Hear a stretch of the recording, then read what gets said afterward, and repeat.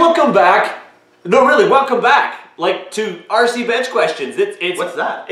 What is that? I can't remember. It's been a long-ass time. Holy crap. So, number one, thank you guys for all your patience. That, you know what, and a lot of questions have still been coming in, which is excellent. The bucket has got a lot of questions in it. I'm Average Joe, we've got Dave, and we've got Tailored RC, Steve Taylor chilling here, and it's time to bring it back. So, let me give you a little hint about what actually happened. So, you know, I know you were leading up to kids. I was leading up to a kid.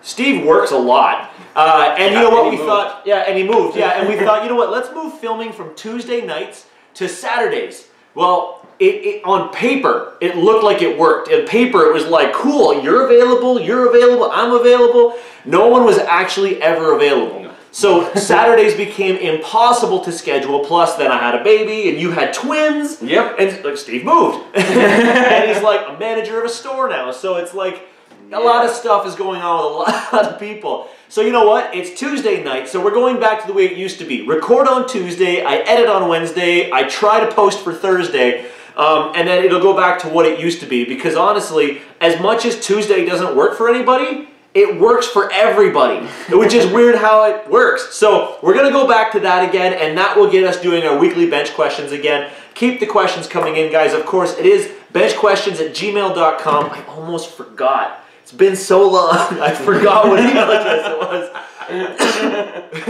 Benchquestions@gmail.com. Go ahead and submit your question. Remember, your questions could be about anything. It could be about drifting. It could be about racing. It could be about scaling.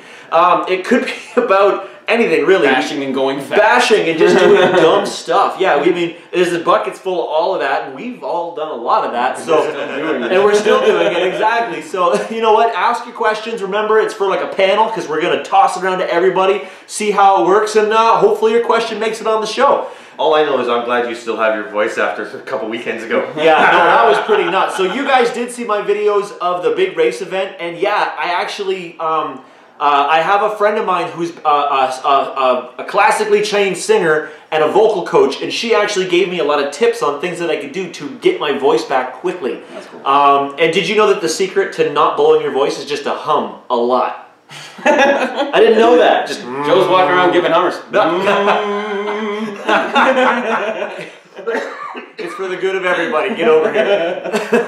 Made a couple extra bucks, maybe. Actually, yeah. So apparently that's the secret. So I'm good about it. I recovered like within a day, day and a half, which is excellent because I need my voice to work. And dude, the event was humongous, and we're already talking about next year. So good job to the racing again. Yeah, it was a great job, and I can't wait to do it again. Huge turnout. That place was full. Yeah, and man, I was just like, oh yeah, guys! Like, just like, I wanted to run out the track and be like, yeah, but I just had to stand on my little stand, and I managed to make it so that there was no feedback from my microphone if I got in front of the speakers. I was so afraid of that. Yeah. And I got it all worked out on the soundboard and stuff, so I could be anywhere I wanted and still talk. Yeah. Next year, I actually want to get multiple monitors around the place so I can literally walk around and point and, look, fans, look at this guy. That would be neat. Right down on the track. Oh, I'm in his way. Hold on. Yeah. Marshall. Oh shit, I can do it. You know, but you know, it would be neat to have. But again, I'm just the race director. I'm not the guy that sets the whole thing up. So I get whatever they give me. But let's not screw around, guys. Let's get right into questions. Because I mean, honestly, it's been a while, and people want their questions answered. So the Magic Bucket, aka my old ice cream bucket, has got a whole bunch of questions in there. There's a pile of them in there from a whole bunch of different people. And yeah, there's still tons in my email. I still go through them all the time just to see what's going to work the best for a show. So today I've got a lot of questions in here that really match onto the drifting and the scaling and some racing stuff because we've all done it together. Absolutely. Oh, speaking of which, here's Dave's LFA, his Lexus LFA, which is actually a Sakura D3. CS, yeah. So the CS, the D3, so that little bastard you're going to see a lot of this summer. Absolutely. And Steve just picked this little guy up here. This is the MO5. So the MO5 CRX, the Mugen Honda CRX, put together pretty quick. You had this thing together in a night or two. And I really can't wait to see. I actually kind of want to get a little mini for myself just to bomb around the driveway and stuff because I think it would just be fun. Absolutely. Set up a couple. And I know when the guys from GCM were here last, they were telling us that back home, they've got a small basement and they got a really small track set up. They run like 4 cars at a time. And they're just little guys like this. Yeah, they actually run a little rallycross track out front. Right, yeah, in the driveway. Multi-surface right there. And I'd love to do it in the summertime. Why not? We'd have to sweep it. It'd be okay. We're doing a rallycross. We don't have to sweep it for one. Well, for the drifting cars, I'd like to sweep it. And secondly, they do have a whole front-wheel drive rally class, so we could it'd be kind of cool. Yeah. Some rally tires just kind of bump up the suspension a little bit, and then again, we've got all the charging stations we need here, as well as the odd extra part here and there, and tools, and a stereo. I've got lots of tools. Yeah, Steve's got all this stuff here.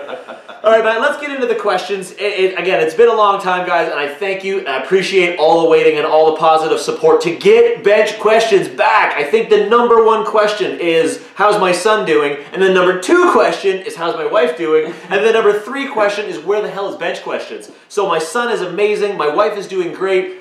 Welcome back. All right, so the first question here, it's right here. Bench questions. The first question here from Gregor M. from Slovenia. My wife is Slovenian, by the way.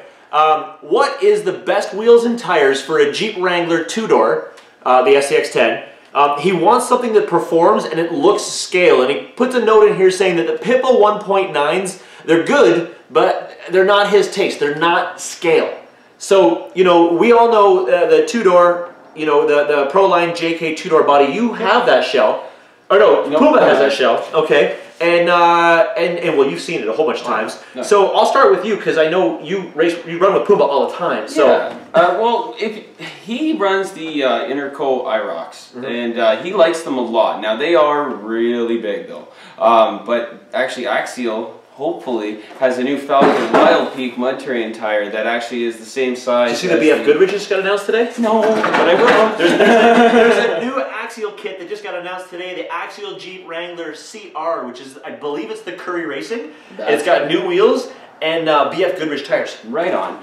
But like I was getting back to saying is that they're both the same size as the Maxxis Trevadors that come stock on it.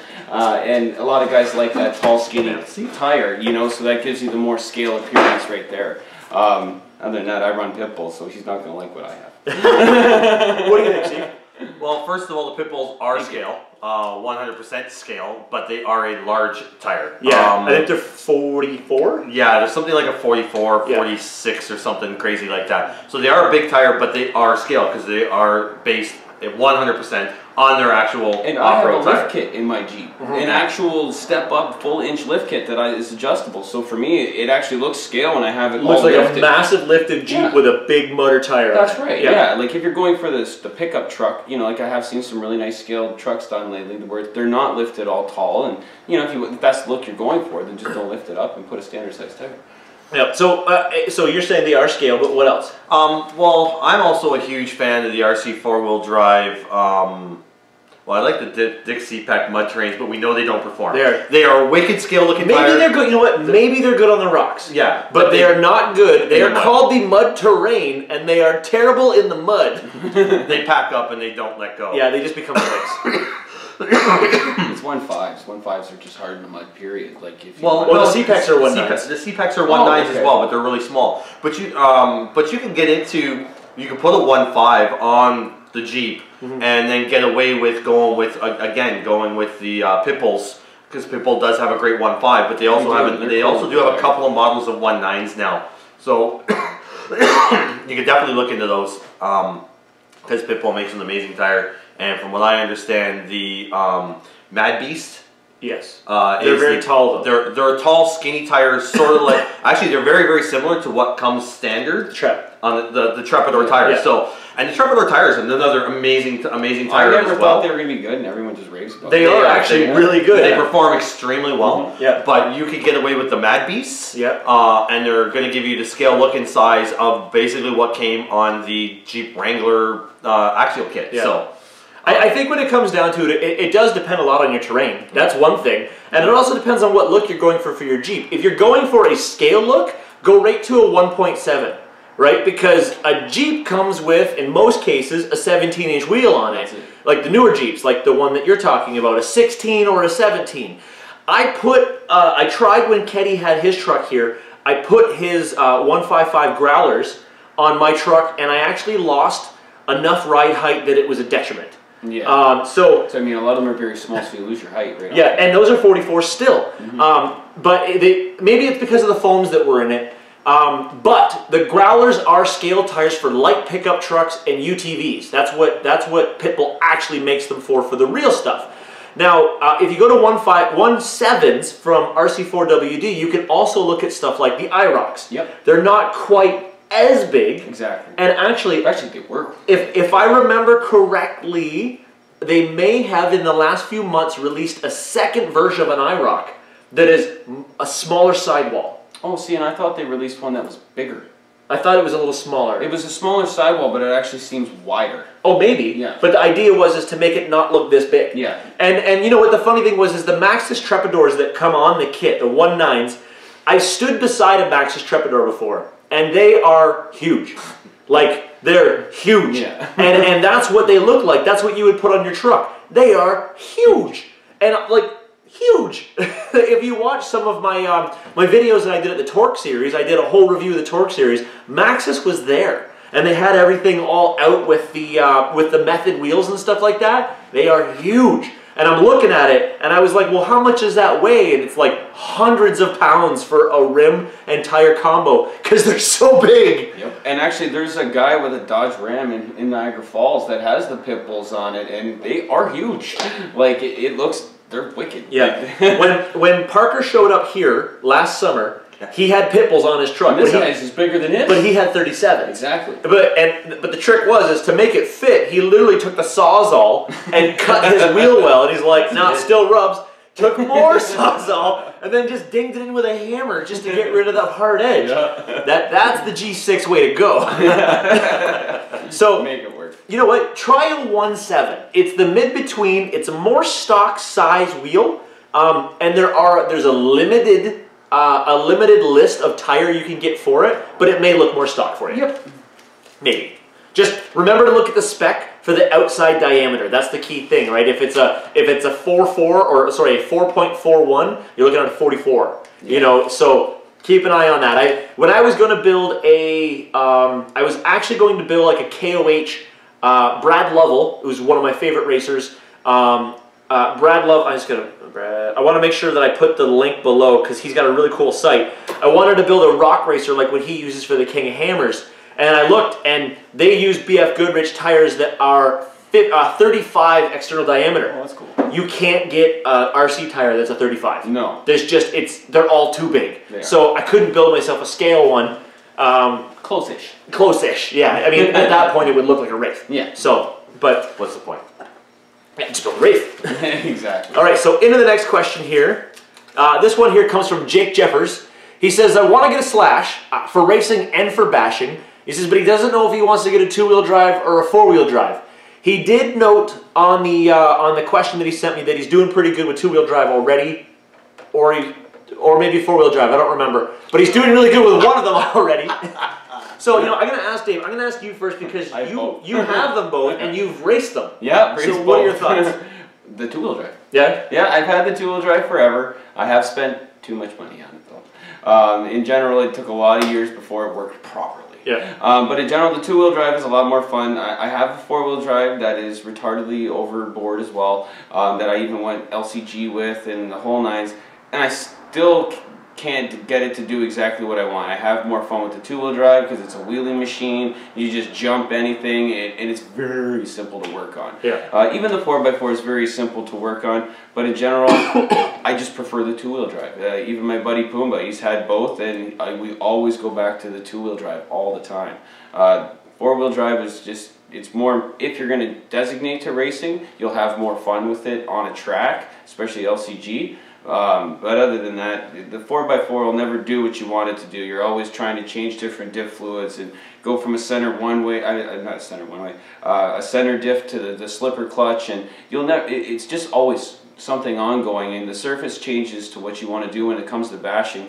Unless you're just going to leave it in a bone stock / 4x4 form and just beat the crap out of it, I would just go with the two-wheel drive because it's just so much easier and less money, and you can pick them up anywhere cheap as dirt now. Yeah, no, you're absolutely right, Steve. You've had two-wheel drive SC10s and four-wheel drive SC10s, so what are your thoughts? If you want to learn how to drive, get a two-wheel drive. Four-wheel drive is point and shoot, very much point and shoot. Yes, you will learn how to drive in a four-wheel drive, but if you want to improve your four-wheel drive racing ability faster, learn how to drive a two-wheel drive first, because you'll learn how to roll on the throttle, roll off the throttle, not be too aggressive, be able to take proper clean lines. How to stay straight. Yeah. And it teaches you how to take and maintain a clean line. Absolutely. Because if you make a little bit too much of a mistake and you try and get over aggressive with the steering, you'll spin a two-wheel drive out. From a bashing standpoint, that can be a lot of fun. You put a big motor in there, a wheelie machine. Oh, absolutely. I used to love. Maybe strap a smoke grenade to the back of Even it. wheeling during the middle of a race down the straightaway is a lot of fun. I've done it. Exactly. An 8.5 in my SC10 two-wheel drive, pulling wheelies down the back straights Yeah. is a lot of fun. Yeah. And then driving with three wheels because you got a broken front end and pulling wheelies so that you can drive straight down the straightaway is a lot of fun. Yeah. So No, yes, hence the nickname Tripod. Tripod. Yeah. Not for any other reason, just that he rides on three wheels. I like to run on three wheels with the two-wheel drive and do well with it, actually. Scary enough, I actually drove better on three wheels sometimes than I did on four. So, yes, it'll teach you how to drive better. From a bashing standpoint, I think the four-wheel drive might be a little bit more durable, but we are talking Slash. They're both fairly bulletproof to begin with. So, Tough drives. either or will be really good, but to improve your racing, go with the two-wheel drive. Yeah. I've launched a Slash like 3-4 stories in the air and still played with it all afternoon. Yeah. You know, there's not a lot of RC cars that could do that. You know, what I Yeah. mean? Especially if you just don't spend tons of money. Don't ever put a Pro Track kit on anything you own. That is my biggest recommendation to anybody that owns a Traxxas Slash, because they break every time you sneeze on it. Oh, I broke another A-arm, you know. But stay RPM and you'll never break it. Yeah, that's if you broke RPM, you get it excited. You're like, oh, I broke it good. So my thoughts on this actually go all ways, because you know, you said that you're already doing well with racing, so that's awesome. If you were not new to if you were new to racing, I always say go four-wheel drive to start. And the reason why I say that is because Go back though. no, you're not wrong. But I always say go four-wheel drive to start because it's easier to learn how to drive on a four-wheel drive and how to race on a four-wheel drive.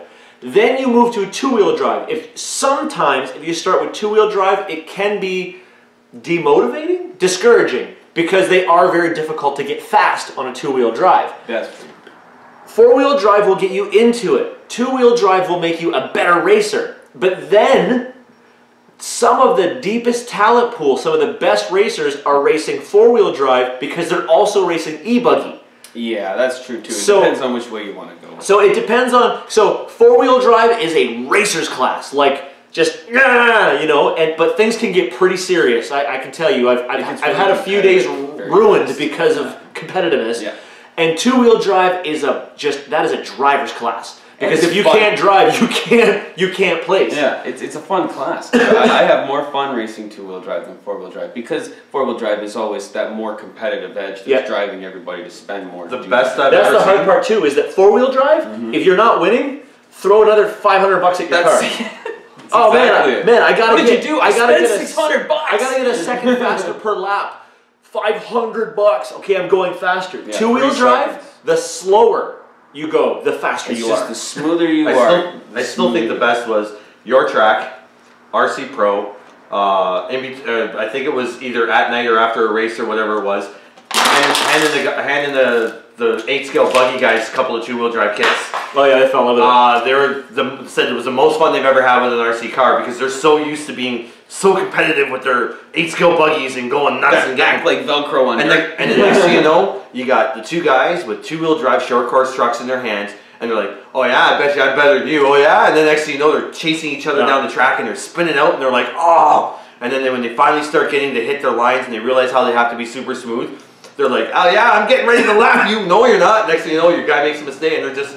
The competitive thing comes out, but the friendly competitive thing comes out because and then you're like wiping, giving guys a shot in your shoulder. Now, again, you want to check your track conditions as well. For two more things: check your track conditions, and also check your local track in general. Because typically one will have a little higher than the other. Now at the Violent Speedway, we were usually pretty dead even. Oh yeah. And everybody raced both. Every class put together, other than short course, couldn't, if you put it all together, it didn't match the 2-wheel or the 4-wheel because there was always so many. But check the condition of your track as well, because if it's a super, super bumpy surface, 2-wheel drive may be quite difficult to handle, whereas 4-wheel drive, again, it's just a point and shoot. Just and, you know, your whole thing's flying all over the place, but it doesn't matter because you're banging off stuff. But a 2-wheel drive, if it's too bumpy, it can be very difficult to come out of a corner. Yeah, like, in which case comes with experience. Yeah, in which case, grab a shovel, grab a rake, and help the track crew. I still think a lot of the fun that I had were doing the 1 or 2 lap races with the guys who were getting fresh in the short course. They got their 4-wheel drive buggies, their 4-wheel drive short course trucks out there, and I'm the only guy out there with a 2-wheel drive short course and coming across the finish line first or second against some of these guys. And they're like, "You're in a 2-wheel drive with less motor. How the heck are you beating me like this?" It's about driving. It's not about necessarily being how fast you are. My favorite time was at the track when we weren't even racing. Yeah. It was with Dan with his Slayer. Yeah. And I was running neck and neck with my 2-wheel drive Slash and his Slayer the whole time around the track. And you would see the 2-wheel drive Slash come carving around the corner. Exactly. And you see the Slayer power sliding and this I would beast blowing take off smoke. down the straightaway and he'd come blasting past me, and then I'd catch him in Yeah. the corner, and it was just... You maintain more speed with a 2-wheel drive in the corners. What was funny is, again, if you look at Torque Series, and I'll always go back to Torque because it's so cool. You look at the Torque Series, and every year they do like the Champions Cup, and that's where they put the 2-wheel drives and the 4-wheel drives on the track at the same time. And the last couple years, the 2-wheel drives beat the 4-wheel drives. They're both 900 horsepower trucks, but the 2-wheel drive is lighter, and the 4-wheel drive is heavier and loses a pile of its power to the drivetrain. So where you've got these 4 wheels just screaming around the corner, the other truck pushing them. the 2-wheel drive is like skating, like figure skating around the corner, hitting it perfect, and they're gone. And it was funny because this past year, CJ Greaves, 16 years old, in the Pro 2, beat his dad, Johnny Greaves, who was driving the Pro 4. And it was like a fight to the end, and he's like, "I'm not giving my kid an inch," and the kid's like, "Oh shit!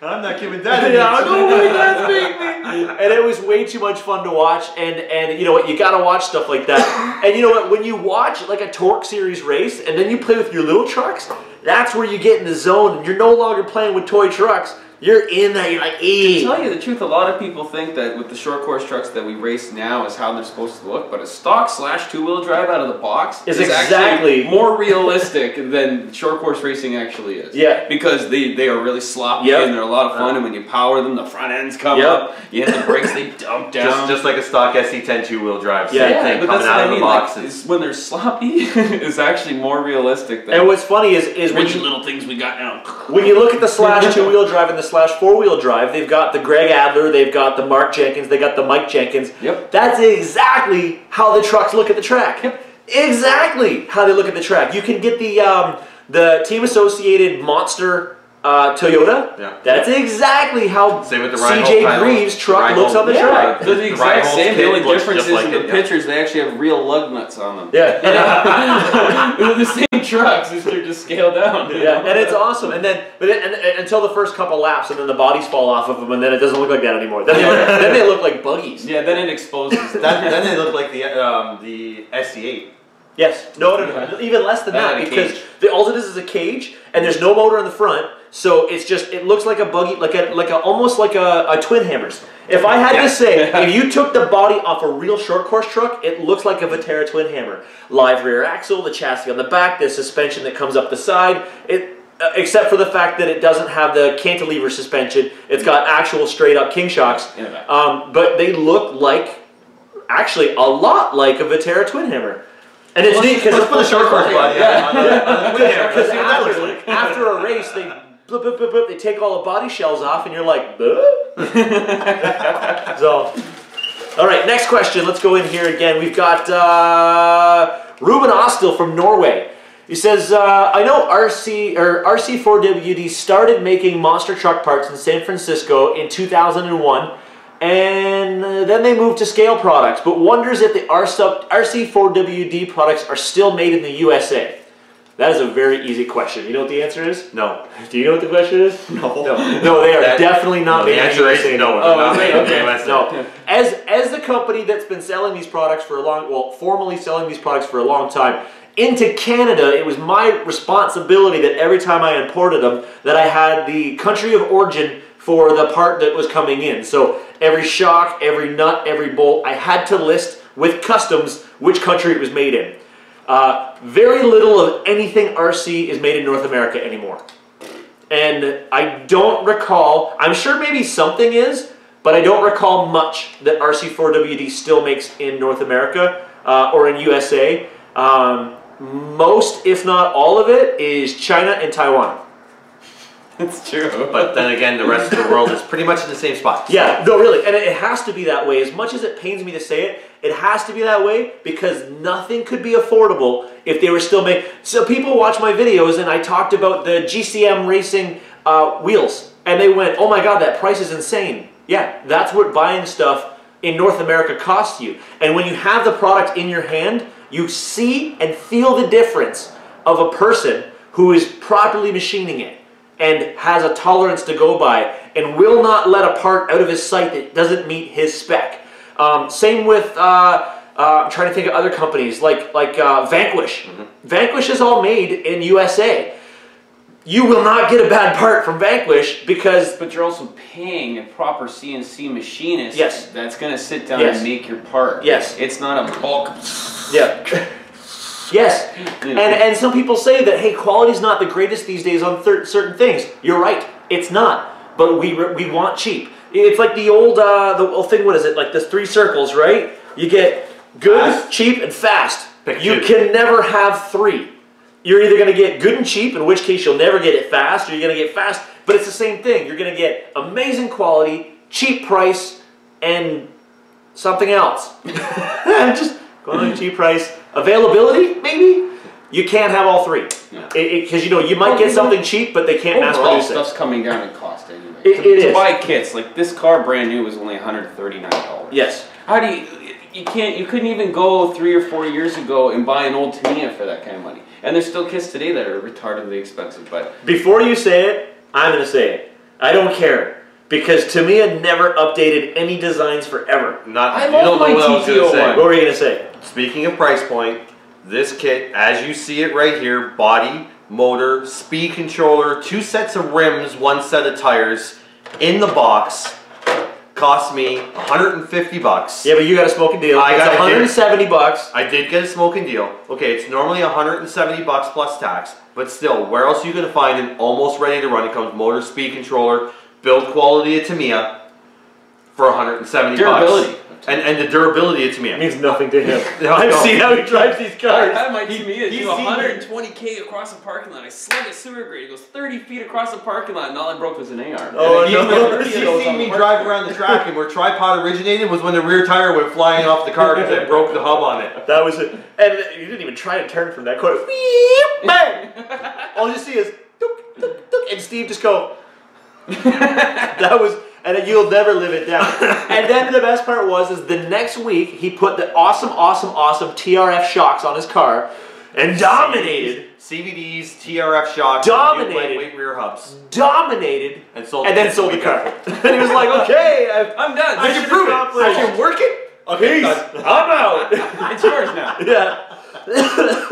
All this can be Did yours. the person that bought it dominate? Who bought it? I don't remember anymore who got it. That was so long ago. Yeah, that was. And it's amazing. You're back to a Mini again. Yeah. Yeah. It's been that long. I would love to see the Mini class come back because I love watching the Mini class because you've got all these little cars and they're either front wheel drive, which they're just begging for traction. They come around the corner, they're like, please! And then Like the a rear dog wheels and then the rear wheel comes around the corner going, you know, because it's neat. It's a class that can have front wheel or rear wheel drive, short long base, or short wheelbase, long wheelbase. Yep. But as long as you're running Silver Can, Blinky, and a spec tire.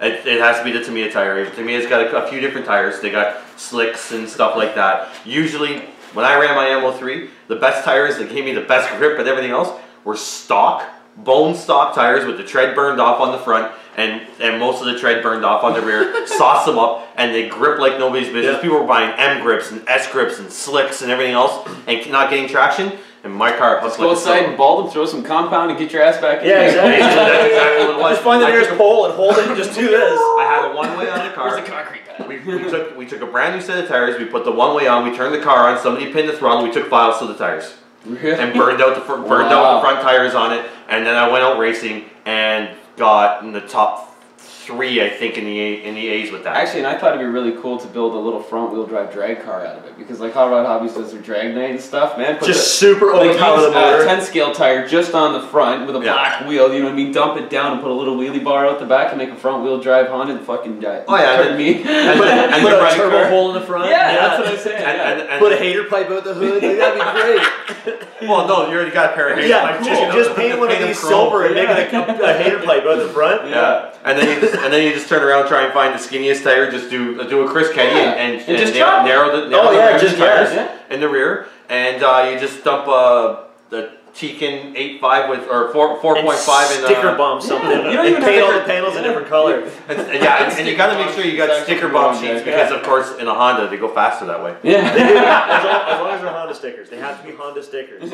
Or Acura. You could put an Acura sticker on it, or a Mugen sticker. It's got one on there, but Yeah, well, it's already fast. It's got Mugen written all over it, so. Yeah, you know what? And I pity the fool that goes up and gets this. LFA's got nothing against this CRX because this says Honda all over it, and that says Toyota. This says Honda and Mugen, and we already know from This a race is a standpoint. $400,000 supercar, though. Yeah. You can buy one of those for around $500-600. Yeah, I bet you it'll still blow you out of the quarter mile. The thing that I find absolutely fascinating about the real LFA is that the real LFA revs so quickly that an analog gauge can't move that fast. No. They had to have a digital gauge system built for it because real normal analog gauges that we have in all of our vehicles cannot react fast enough to how fast this car can the rev. Top Gear on the LFA, and it's an amazing car. There's one in Welland. Sound of it. There's one at the Lexus in Welland. Oh, I'm so going for a drive. This is one of my favorite supercars. Yeah. That's why I decided to buy this body. I've had this body a long time and waited for the right project. I just bought it because I really like the car. Actually, I found out about it because my wife watches the Kardashians. Yeah. And the husband, he actually used to go to the track with this black car all the time. But on TV, they always got rid of the badges and everything. I couldn't tell what kind of car it was. One day I found out it was a Lexus and I looked it up, and that's how I discovered it. And then I seen it on Top Gear, and he had claimed it was the best car he has ever driven. Yeah. So I was just With the exception of he had a hard time getting in and out of it. No. Didn't he have a problem? No, that's he always claimed his that Ford this- GT. He can't get in his own Ford He GT. claimed it was the best overall car he had ever driven. And I can imagine. Sound of it. I can imagine. How much money did they spend engineering the exhaust for that? Just to get their one exhaust? Oh, I don't know, but that was amazing. That the fact that they actually had an acoustician Tune it. tune it and come in and be like, "What, you want it to sound exactly like this?" And they actually made the exhaust sound exactly pitch perfect. It's amazing. And you know what? Have you watched the Top Gear recently to look at the McLaren P1 and then the new Porsche 918? They're now hybrid ultra cars. No, I haven't seen those. Hybrid Nothing ultra about cars. Wow. Wow. You gotta watch it. It's I know absolutely that they said insane. that there's probably going to be no more V12s ever built because of emission laws, and they're actually trying to break down on V10s as well. Well, I've seen that on Top Did you Gear, see what so- F1's doing now? No. They've gone down to 6-cylinder turbo hybrid cars.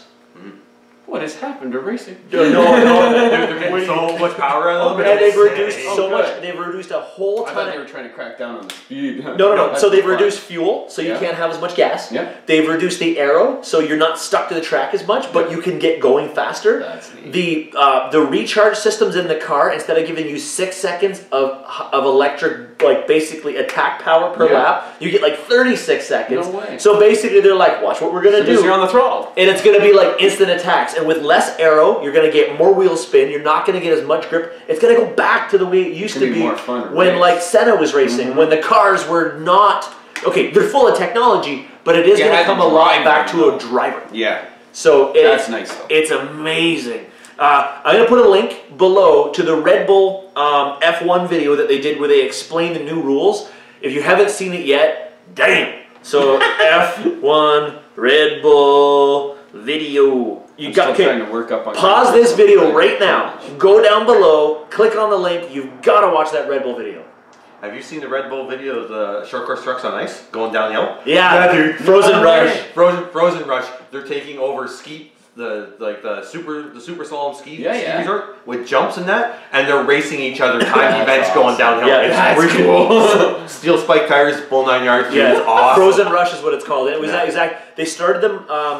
I think it was like 30 seconds apart, so that they don't crash into each other when they're there. And it's a timed race, so. Okay, beep, go, and then the other person goes, and then you've got, and then at the end of the line, but it's nuts, because it's all, and yeah, they have to go up the hill, and then back down the hill through a course, and huge jumps and stuff, and it was Ricky Johnson that won the whole thing from Red Bull in this Pro Put a link and I'll click on it and I'll watch it. Yeah, so pause this video now, guys, don't forget to come back. I want you to stop, watch it, come back, and be like, yeah, that was so cool! Oh my god, I love short course trucks. Well, now that I've got my Apple TV, I've got Red Bull TV as part of Apple TV, so I clicked on it, and that's when I spotted. That's when I found it. For any of you guys who haven't checked it out yet, the Red Bull Video House right now is killing it. Red Bull Frozen Rush, Red Bull the F1. The Red Bull's doing diving competitions, which I don't like. Let's drink a Red Bull and jump off a diving board. No, they are. We're jumping up cliffs. We're talking like they're jumping from. It's cliff diving. They're jumping from cliffs into pools of water that are only like 6 feet wide and 10 feet long, and they're doing it from like 5 stories up in like 30-kilometer-an-hour winds. And when they hit the water, no splash. No. And you're just like, and the whole time they're doing freaking. And my wife's like, this is amazing, and I'm like, this is amazing. Well, I bet you would be. But and then you watch the day, what happens? Oh yeah, what happened to Tim? Oh, he splashed. He's on the rocks. Yeah. And that's the thing is they're saying like, well, do you want to dive? Oh yeah, I'll do it because this is what I do. And other guys are like, I'm not doing it. That's too dangerous. You know. All it takes is one gust to win. Yeah, it's splat. But it's amazing because you'll watch like all these guys hit the water with no splash, and then you'll watch one guy that might as well have been a cannonball. And they come up, and these guys like, oh, I'm okay. I'm okay. Oh my god. But it's like when amazing. you don't like when you don't hit your dive and you're you do belly flop. Oh. And then what else is there? What's the one that was in Niagara Falls? Crashed Ice. Crashed Ice is absolutely amazing because it's like literally downhill skate cross, I think they call it. Yeah, it's like rally cross, but instead you're a bunch of hockey players on skates going down in between boards that are only like 3 or 4 feet wide. It was awesome. And jumping, and then you crashing out. Oh, we went, I took my son and my wife and I went down there with some friends, and it was a blast. It was really cool. And was it the finals are always in Quebec every year, which is absolutely amazing. Absolutely. So, but it's awesome. Go check out and then the Red Bull, the mountain biking stuff they're doing right now, like. Red Bull's everywhere. It's even on my Gran Turismo 6. There's an entire Red Bull section for series races to Red Bull that are always being updated. Yeah. You know what I thought was funny, right? So Gran Turismo 6 is going to have a lot of ads in there. You don't even realize it. Absolutely. Right? So when I first started playing Forza 4, right, and it was ad content, like every time you logged in, updating. Yep. Just a brief update, and then you're like, oh shit, all the billboards changed. Yeah. So brand partners are constantly advertising, and it changes in the game. Yeah. Well, now even that different manufacturers are advertising their new cars, like they're trying to advertise that new Toyota GT1 that's kind of like the LFA, but they're calling it the new Supra. The FT, the future. That's right. Future. Yeah, I know what you're talking about. That car, they were even advertising that, and then all of a sudden I noticed the one day that it wasn't that anymore. It was Mercedes now, and they're the McLaren Black Edition. And it's neat. Well, what I've noticed is now that Forza 5 is out, I went back to playing Forza 4, and I've noticed that all the billboards just say Xbox. We don't care about sponsoring that one. Yeah, they're like, whatever, that's the old one. And they just say Xbox. And like you're driving around and you're like, these used to be cool billboards. Xbox, Forza 4, Xbox. And I'm gonna have to pay attention. My son plays Forza all the time. I'll have to pay attention to that. Yeah, they just gave up on it. That's funny. Like, wow. I don't want to buy an X1. Anybody playing Gran Turismo 6, it is the best one they've ever come out with, hands down. How's the damage in it? Is there damage in it? It is more than they've had. It's not overly realistic. It's more cosmetic. I was hoping for a little bit more, but the actual game and the loading times is a lot better. Oh, good. You can actually customize body kits, wheels and tires, rim sizes, things you couldn't do. The only reason why, and people have asked me in the past, are you Xbox or are you PlayStation? And I said, I have them both, actually. My Xbox is used to collect dust, and my PlayStation is used to play Netflix. Because I used to be a huge video gameaholic. Like actually I have 3 Xboxes, 3 Xbox 360s, because every Sunday night when Forza 2 was still a relevant game. Every Sunday night I played Forza 2 for 3 hours, and I met with Sean Cuthbertson. Sean, if you're watching the video, and I met with the MMA guys, which is Maximum Motorsports Alliance, and we met every Sunday night at 8 o'clock. And we did a small practice, and then we raced 2 hours. Oh, that's And cool. it was whatever race it was for 2 hours. Full simulation. That's awesome. Full simulation. I love that, yeah. And I wasn't good, and my user tag is Devilstang, DVLSTANG. You won't find me on there anymore. I've let my account lapse, so I don't have gold anymore. But they used to call it Devilstang because I am a late breaker. That's just how I race. I do it in RC racing, yes, he does. and I do it in online racing. I am a late breaker, and I will pile drive you through the corner. I don't mean it. I swear I don't mean it. That's just how I drive, and I just figure everybody else I find does. out with Gran Turismo 2, I'm the only one that's drifting around the corners. All the Yeah. other guys, I'm Well, like, the hard part with these series racing is we were doing simulation tire and simulation fuel. yes, you So are if I was in driving place. off the hook, it looks like I'm in first place Yep. until I had to do one more pit stop than everybody else, and I'm in 4th place. Yeah. But when it came down to it, I had 3 Xboxes because we all know that Xbox is notorious for the red ring of death. And if you're in the middle of your practice session and boom, red ring of death, shit, unplug one, plug the other one back in. Okay, guys, I'm back in the line. and that's what I had to do. That's crazy. So I ended up having, but I got lucky at the time because my wife used to work at Best Buy, so I used to get warranty Xboxes for $80. No, that's So I had my one that I paid full pop for, and then I went in one day and I had a bit of a hissy fit because they lied to me about something, whatever. If anybody who's had a Best Buy replacement plan, you know exactly what I'm talking about. And I ended up getting 2 other Xboxes for $80 each because I raised such a shitstorm. They just wanted to get me out of the store. And so then I had like 3 of them next to each other, and if one red ringed, I'd go thunk, thunk, pop the game out, pop the game in, back online, there we go, That's fun. ready to race again. But it was fun. We did that for over a year Nice to see what Sean races. until Forza 3 came out. My buddies and I did that with PlayStation when PlayStation 2 still had memory cards. You Yeah. could have all your cards and you go over to your buddy's place and plug it in and actually race each other for them and stuff. Yeah, I love it. And then they had the original Xbox had the fucking thing you put in the controller. Yeah. So, but you know what? Carry your whole car list with you. I would love to see. I would love to see Sega GT 2002 come back. And if did you ever play that game? Yeah. My kid even still has it. He's got he has it for the Xbox, but it's the old school game. Yeah. And I wish, and I don't want the game to come back. I just want the dynamic to come back. We're good with tires. The tire wear model for the Forza games and the GT games, it's second to none. Yep. The damage element is pretty awesome. But why can't I use the same car for like every race ever and never have to replace a motor? And never have to replace suspension. The new Gran Turismo, you don't have to replace your suspension, but you do have to rebuild the motors. And Yeah? you do have to keep an eye on the rigidity of your car. That's awesome. Because I miss that. I miss the fact that, you know what, I really could run out of money. Yeah. I could run out of all my money because I'm racing the same car over and over. I had a few bad races. I got to replace my motor. I don't have any cash. I'm done. Yep. Yeah, I've had that, and then you're like, now what do? I just sunk all my money into that freaking car. So Now then you it's gone. sell it, you buy another Civic, and you start all over again. Yep. But I would love to be back in that position where I have to, like, shit, I've only got 200 credits. I need to at least get 3rd place in the next race, or my game is done. I do think that they should have put gas and expenses into factor in the game, because with taking 10 years to build any video game, you should really kind of have that behind it. I think that would have been really, really neat, because you are never spending any money on gas or brakes and things like that. The new GT game, is it for PS4 or PS3? PS3. Oh, It was then I the might last get it. release. Then I might for get it. PS3. Actually, it's amazing. Because I have a PS3, and I'm telling you guys, I'm not going PS4. for all you Forza fans, just they shit the bed on 3. They never brought it back for 4. Forza Horizon sucked my ass, and sorry, this kid's watching the show. Taste in your mouth, And from everything I've played for Forza 5, I'm not impressed. It looks amazing. Yeah. But that's the problem with game. Man, remember back when it was Bionic Commando? Mega Man.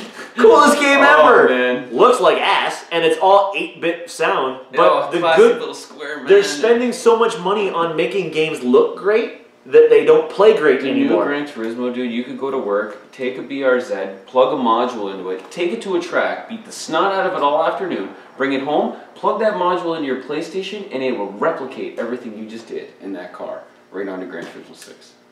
I can do that. I know. That's what I've got I'm saying. BRZs at work. The design that to happen with that game. I drove a BRZ a while ago, Yeah. and everything you said was true. Yeah. If you ever get a Subaru BRZ, the first thing you do is put $2,000 worth of tires on it.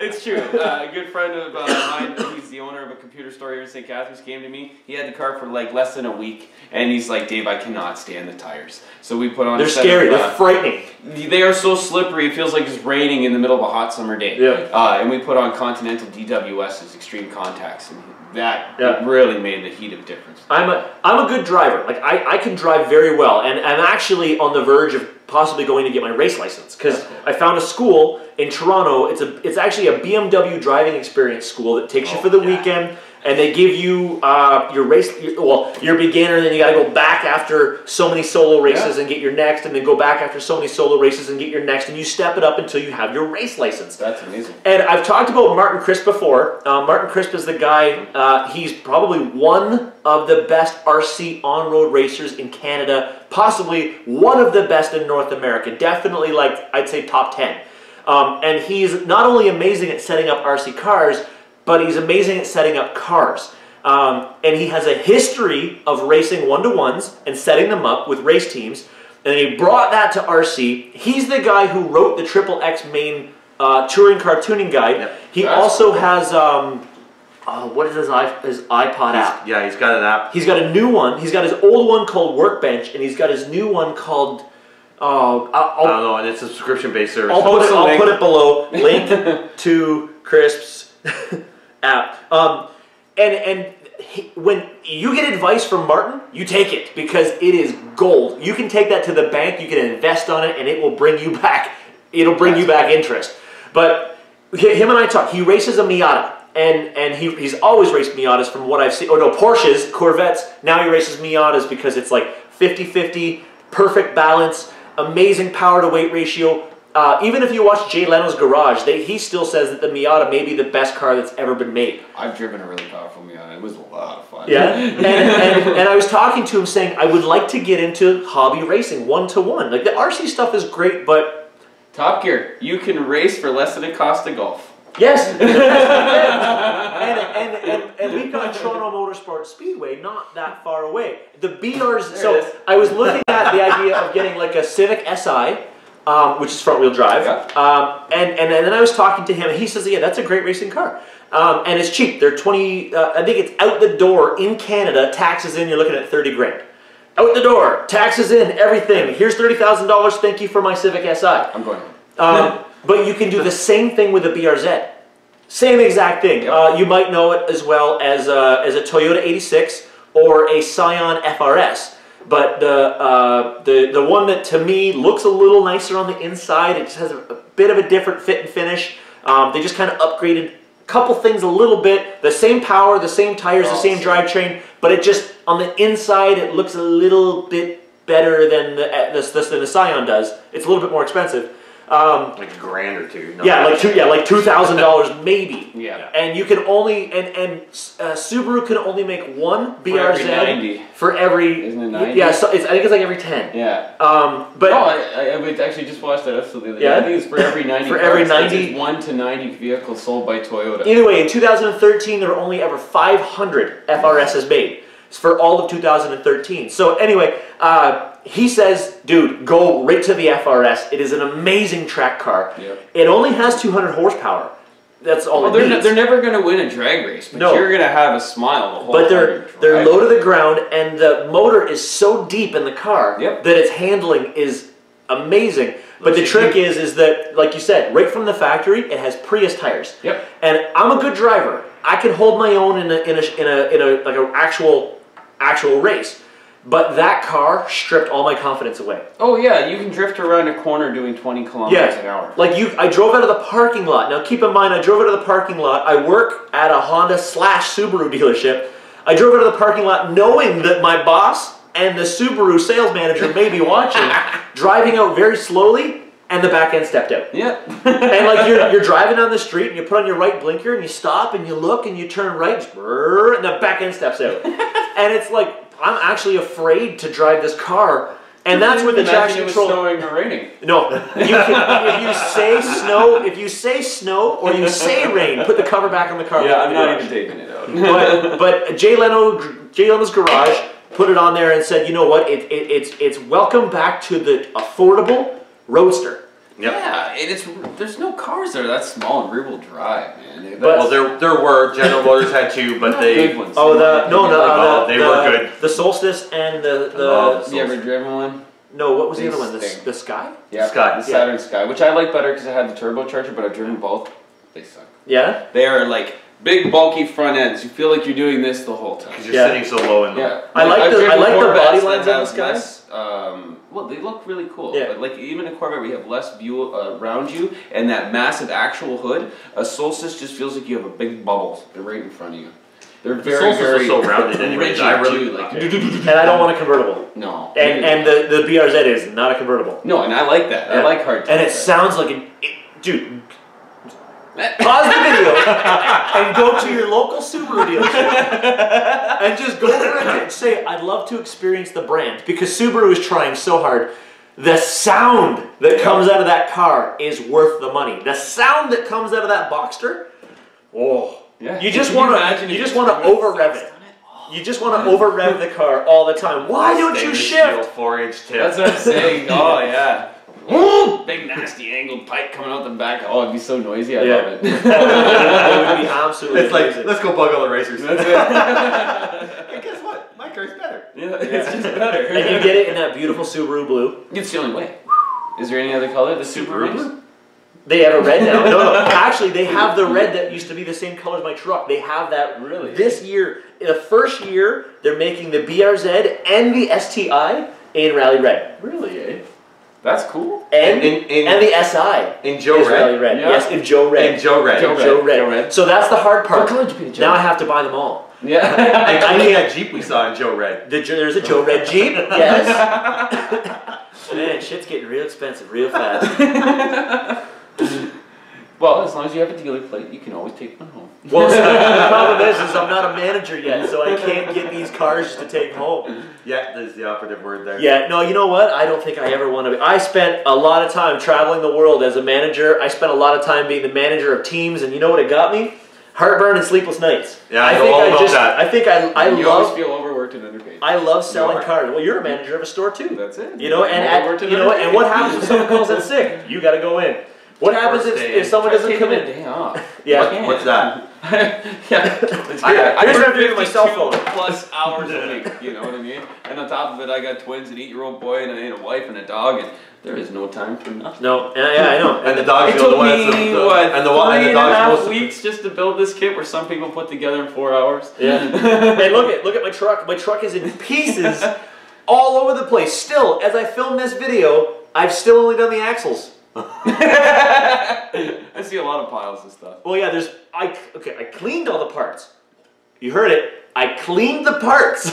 Mark that day in your calendar. Yeah. That's the last time. Mark. So I cleaned the parts, and that's over there. But what was I working? Oh, that's got to, whatever, man. The way it's just, I'm working too much. I'm working too much.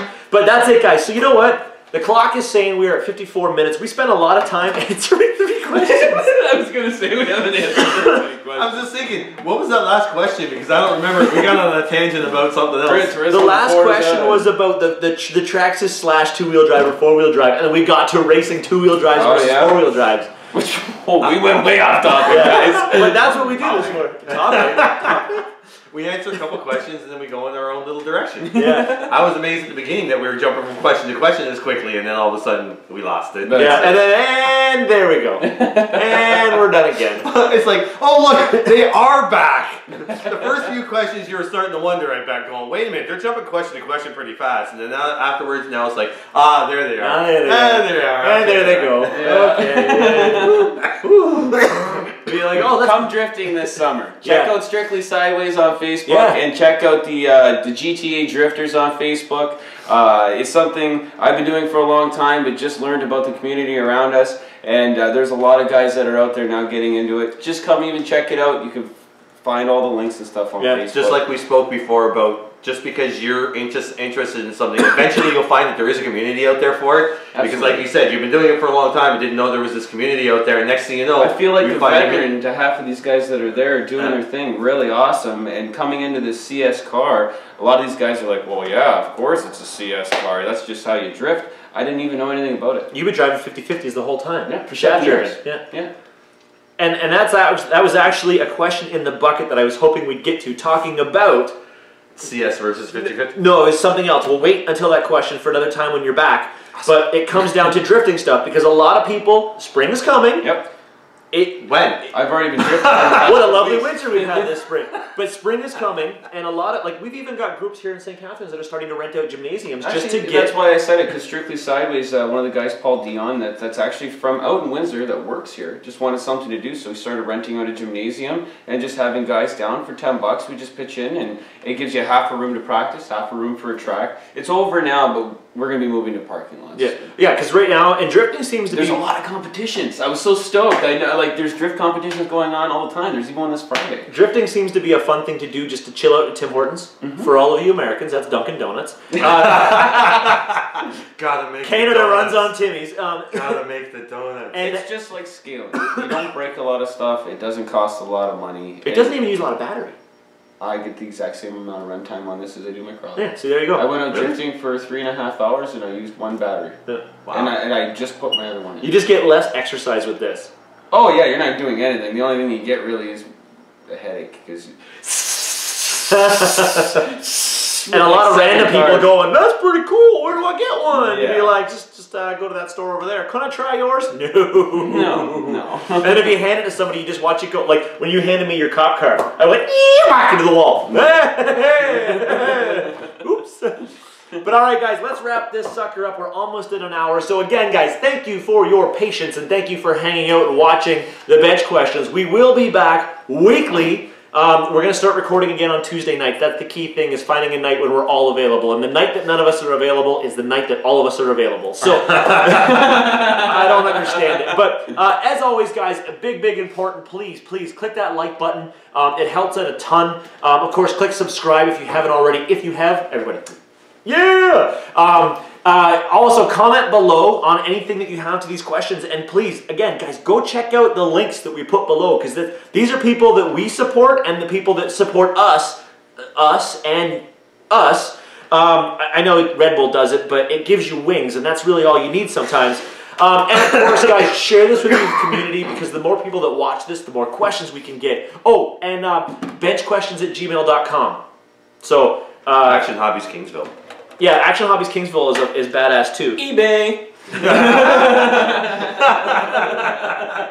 Well, the guys at Action Hobbies are phenomenal. Yeah, Oh, I know. They There's just a lot of they great just want to stories grow the out hobby. there. They just want to grow the hobby. yeah, and I was talking with Vincent Lip, the CEO of Action Hobbies. He came down to the mall race, and he was telling us, he's like, they've negotiated a massive deal with a courier in Canada to get shipping across Canada for stupid cheap. And then you can use the ScaleFreak 10 discount code while you're there and get 10% off a whole bunch of stuff. That's cool. And the The whole batteries that idea, they're getting in they're amazing. Like, I use that new battery. yeah. Their new 6,000 milliamp battery pack in my VTA car. And which one? What line was that? That was That's their top of the line one. the Cerberus. Yeah. Yeah. Yeah, the top of the line battery that they have. That thing's a 6,000 milliamp 70C battery pack that's got this new technology in there to help prevent it from ever puffing. If it ever puffs, it's warranted against it. Wow. Damn. From what I've been told. And on top of that, this thing had so much punch that I was stepping the rear end out in a VTA car. That's what I said. And when you hit that little pipe and you're, and then you landed and kept going. It's the battery had so much punch on a 21.5 motor, which is not known for having punch. I was stepping the rear end out in the car, and I had to learn how to control it a little and be a little smoother on the throttle, change my gearing to accommodate the extra power I had in the battery. That's awesome. It was nuts. And I only used 1,700 milliamp and a 6,000 per race. I can race all day on one battery pack and not have to charge it. Yeah. Yeah, that's actually pretty awesome. Getting back to the two-wheel drive question, with the short course truck, batteries last longer. Yeah, 20 yeah, minutes. 45 minutes. 20, 45. Yeah, actually, 45 I forgot minute, about that. 45-minute bash times compared to 20 minutes bash I times. forgot about that because I remember actually braking before I was timing my battery, and I was 40 minutes in and broke apart before I actually finished the battery. I'm like, yeah, these things last a long time. Yeah. Which is good. Which is good because longer the less time you spend charging, the better it is. Just make sure you gear it correctly. That's it. But all right, we're done. You sure? We are done for this episode. People have said, well, you always end your episode, then you never end your episode. But we're gonna end the episode. can't help it. It wasn't me this time. I'm not taking responsibility. Okay, guys, so that's it. As always, we said it before. Like, comment, subscribe, share, and you know what? Again, thank you guys for staying with us. Send in your questions. benchquestions@gmail.com. Check out all the links below, and have a good night. Comment. What he said.